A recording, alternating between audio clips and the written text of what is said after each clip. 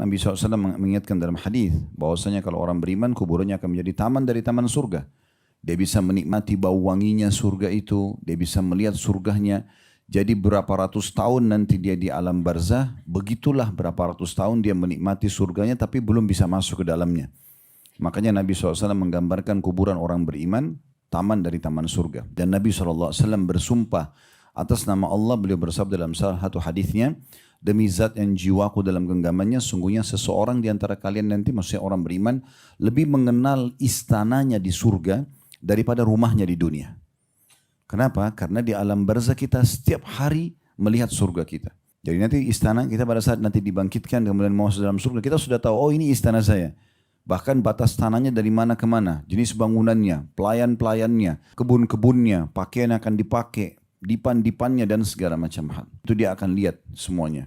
Kata Nabi SAW dalam hadis Bukhari, kalau dia sudah menjawab pendataan mungkar dan nakir, dibukakan baginya pintu neraka, lalu dia ketakutan, lalu malaikat mengatakan, lihatlah dari apa Allah selamatkan dirimu, kemudian ditutup, lalu dibukakan pintu surga. Lalu malaikat mengatakan, ini tempat kau sekarang, maka si mayit ini orang mukmin akan mengatakan, ya Allah cepatkan waktu karena aku ingin ke surgaku. Lalu Allah Subhanahu wa taala berfirman, bentangkan permadani dari surga sehingga sampailah kepada dia bau wangi surga tersebut.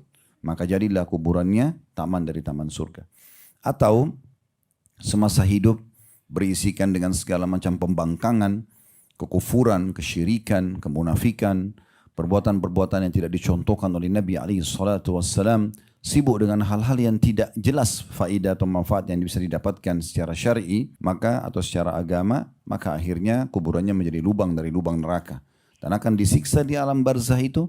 Dalam banyak hadis yang cukup mengerikan yang kata Nabi SAW, nanti di alam barzah itu orang-orang kafir atau orang yang memang dasarnya kena hukuman karena banyaknya dosa yang mereka tidak tobat selama di dunia akan dipukul oleh malaikat dengan sebuah besi.